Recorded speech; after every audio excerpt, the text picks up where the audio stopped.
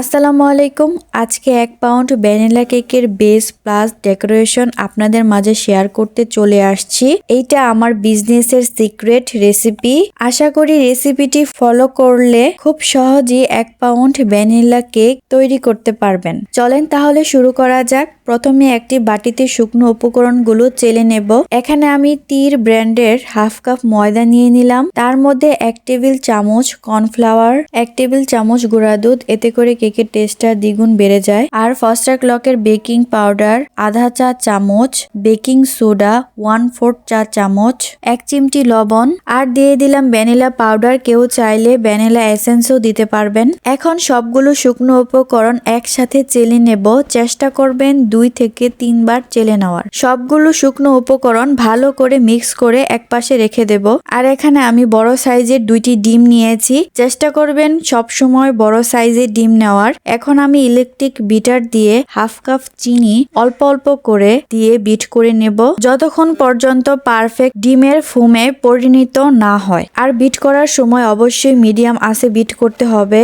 যেমন আমার বিটারটি 5 পর্যন্ত স্পিড দেওয়া আছে, আমি 2 দিয়ে বিট করছি। আর বিট করার সময় যে কোনো এক পাশ থেকে বিট করতে হবে, উল্টাপাল্টা ভাবে বিট করা যাবে না, এটা কিন্তু খেয়াল রাখতে হবে। ভিডিওটি অনেক বড় হয়ে যাবে, তাই আমি ভিডিওর স্পিডটি বাড়িয়ে দিয়েছিলাম। তো আমার ডিম বিট করা কমপ্লিট। কেকের ব্যাটারের উপর এভাবে কিছু লিখলে লেখাটা বোঝা যাবে, তখন বুঝবেন আপনার ফোম পারফেক্ট হয়েছে।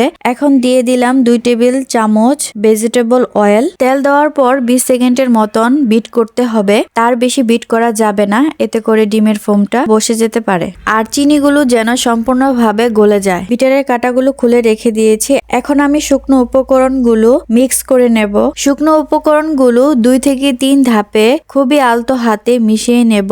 যে কোনো এক পাশ থেকে মেশাতে হবে, এতে করে ডিমের ফোম বসে গেলে কেকটা পারফেক্ট ভাবে ফুলবে না। তাই শুকনো উপকরণগুলো উল্টাপাল্টা ভাবে মেশানো যাবে না, খুবই আলতো হাতে আর খেয়াল করে মেশাতে হবে। 2টি ডিমের জন্য আমরা এখানে 6 ইঞ্চি মোল্ড নেব। সাধারণত 1 পাউন্ড কেক 6 ইঞ্চি মোল্ডে বেক করা হয়। তো আমি একটি সাসলিকের কাঠি দিয়ে নেড়ে দিলাম, এতে করে কেকের ভেতরে কোনো বাবলস ক্রিয়েট হবে না। আর আমি ওভেনের 160 ডিগ্রি সেলসিয়াসে 30 মিনিটের মতো বেক করে নেব। আবার কারো কারো 35 থেকে 40 মিনিটও লাগতে পারে। তো আমি কেকটা ওভেন থেকে বের করে 30 মিনিটের জন্য রেখে দিয়েছিলাম, যাতে করে কেকটা পুরোপুরি ভাবে ঠান্ডা হয়ে যায়। মাশাআল্লাহ, কেকটা অনেক সফট হয়েছিল।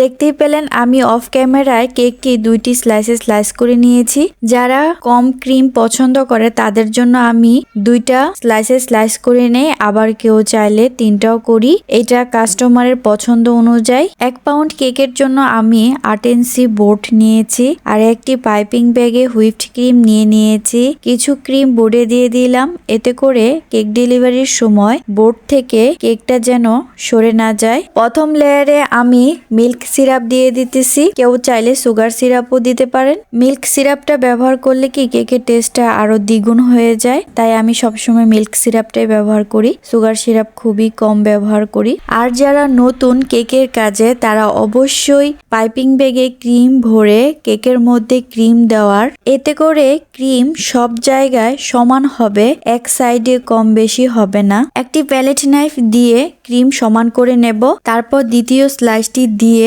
সামান্য কিছু পরিমাণ ক্রিম দিয়ে ক্রামকোট করে নরমাল ফ্রিজে 30 মিনিটের জন্য রেখে দেব। এতে করে কেকের ফিনিশিং এর সময় কেকের ক্রাম্পস গুলো উঠে আসবে না। 30 মিনিট পর আমি কেকটি ফ্রিজ থেকে বের করে নিয়ে এসেছি। এখন আমি কেকটার ফিনিশিং করে নেব। এখানে আমি যে নজেলটা ইউজ করছি, এটা হলো রাউন্ড শেপের একটা নজেল। কেউ চাইলে পাইপিং ব্যাগের মাথাটা গোল করে কেটে নিলেও পারবেন। যেহেতু আমার কাছে নজেল রয়েছে, তাই আমি পাইপিং ব্যাগে নজেল ভরে কেকে ক্রিম দিচ্ছিলাম। তো এইভাবে ক্রিম দিলে আপনার চারো সাইডে ক্রিমটা পারফেক্ট ভাবে হবে, কেকের ফিনিশিংটা অনেক সুন্দর আসবে। কাস্টমার একটি ছবি পাঠিয়ে দিয়ে বলেছিল তাকে যেন সেম ছবিটার মতোই কেকটার ডিজাইন করে দেই। তাই ওইভাবেই করার চেষ্টা করছি। কেকের উপরে পার্পল কালারের ক্রিম দিয়ে ফিনিশিং করে নিতেছিলাম আর একটি প্যালেট নাইফ দিয়ে ঝিকঝ্যাক ডিজাইন করে দেব। আর এখানে আমি 1M নজেল নিয়েছি আর দেখেন এই নজেলটা দিয়ে কত সুন্দর গোলাপ হয়। যারা কেকের কাজে নতুন তাদের জন্য এই নজেলটা খুবই উপকারে আসবে। আর আমি এখানে 6B নজেলটা নিয়েছি, হালকাভাবে চাপ দিলেই সুন্দর এরকম ফুল হয়ে আসছে।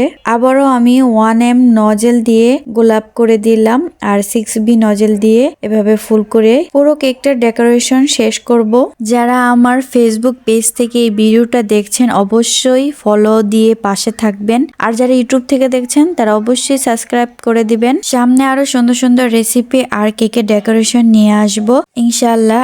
আর আমার ভিডিওতে যদি আমার কোনো ভুল ত্রুটি থাকে অবশ্যই ক্ষমার দৃষ্টিতে দেখবেন। তো আমি এখন কেকের মধ্যে সুগার বলগুলো দিয়ে দিচ্ছি, এতে করে কেকটা দেখতে আর একটু সুন্দর লাগবে। আর এই কেকটা অর্ডার করেছিল আমার রেগুলার কাস্টমার, তিনি সবসময় আমার কাছ থেকে কেক নেয়। অফ ক্যামেরায় আমি নামটাও লিখে নিয়েছি। তো আজকের আমার রেসিপিটা আপনাদের কাছে কেমন লেগেছে আর কেকের ডেকোরেশনটা অবশ্যই কমেন্ট করে জানাবেন। আজকে এই পর্যন্তই, আল্লাহ হাফেজ।